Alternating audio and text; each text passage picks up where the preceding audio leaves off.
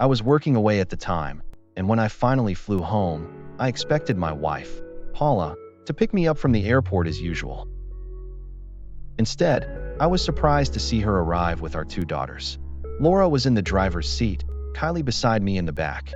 Paula sat silently in the front passenger seat, looking distant and confused. Kylie leaned toward me and whispered, "Something's wrong with Mom." She couldn't drive, so Laura and I had to come with her. Paula gave only the faintest nod, her expression unreadable. The car ride home was long, tense, and heavy with unspoken worry. A few days earlier, Paula had fainted in a grocery store. The shop owner called an ambulance, and she was taken to the hospital. After a few basic tests, she was released. Still not quite herself, she walked the 3 miles home unaided. That night, I tried talking to her, but her thoughts were scattered and unfocused. It was hard to understand how she was feeling. I had been deeply in love with Paula since high school. She had been my sweetheart for over 20 years, but in recent years, she had become increasingly irritable and more distant with each passing year.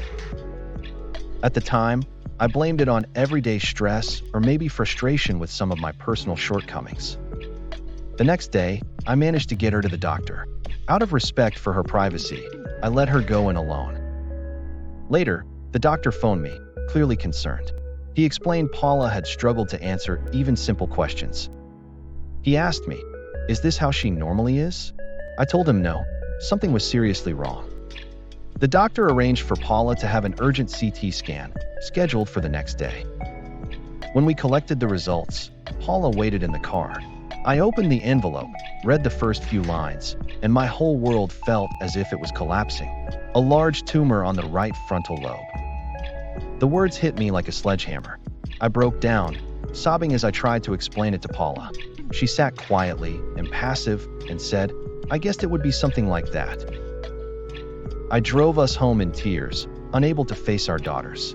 As we entered the house, Laura handed me a message from the doctor. He wanted to see us urgently.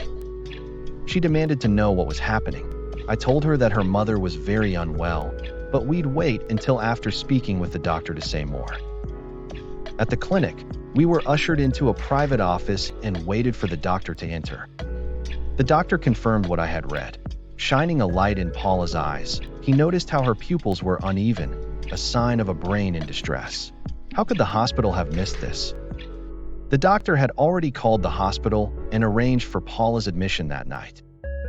At home, we quickly packed an overnight bag. Before leaving, we explained to both our girls what the doctor had said and that I was taking their mom to the hospital. We were all in tears, except Paula, who seemed more preoccupied with whether the girls had enough food for lunch the next day. Arriving at the hospital, Paula appeared more focused on making sure the car was properly locked than on her own admission to the hospital with a very serious condition. Eventually, she was admitted to the neurosurgery ward, a room with 8 beds and a nurse's station in the same space to closely monitor each of the patients. I remember the faces of the other patients, bandaged heads, quietly suffering, a young woman, and a man constantly asking for a cigarette. After settling Paula in, I had to leave her there before heading home alone. The next morning, a doctor at the hospital phoned me as they needed my consent to operate. When I arrived at the hospital that day, the doctor told me there are many types of brain tumors, from benign to aggressive. The doctor explained that the frontal lobe was a better place for surgery than other, more sensitive areas, but they wouldn't know the tumor's type until they could do a biopsy. They had to operate sooner rather than later. Otherwise, the internal pressure could cause Paula's death in the coming days. So, surgery was scheduled for a few days' time. When I visited Paula the next day, she was upset, insisting that the nurses were trying to hack into our bank account. I tried to reassure her as best I could, but she wasn't having a bar of it. By that evening, she was too unwell to stay awake. The chief surgeon was on the ward and took me aside to explain that the reason Paula couldn't remain conscious was due to the high pressure inside her skull. Therefore, Paula now urgently required surgery, which was scheduled for the next day. He showed me her latest scans and said that he could tell the tumor appeared to be aggressive. He then started talking about palliative care. At the time, I didn't fully understand the term, but I knew it had something to do with dying. I thought a biopsy was necessary before they could tell. So why was he already discussing palliative care? Was he suggesting my wife was going to die? Is this how our marriage is going to end? The following day, my daughter and I arrived to see Paula before she is taken to surgery. Paula is awake, but now unable to talk. The nurse invites us to accompany Paula to surgery. When a nurse asked Paula for her name, she remained silent. Another nurse explained that Paula wasn't talking today. We kissed her and told her we loved her. She remained calm and stoic as she was wheeled away.